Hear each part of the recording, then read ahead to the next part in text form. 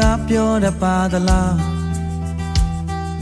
အိမ်ကိုသတင်းစကားပါပေးပါရေချမြေချဝေးရမှာအမေသားကျမ်းမာအလုပ်တွေလဲကြိုးစားယုံကြည်အပန်းတို့ပွင့်ချိန်မှာအိမ်ကိုပြန်လာခဲ့မှာပါ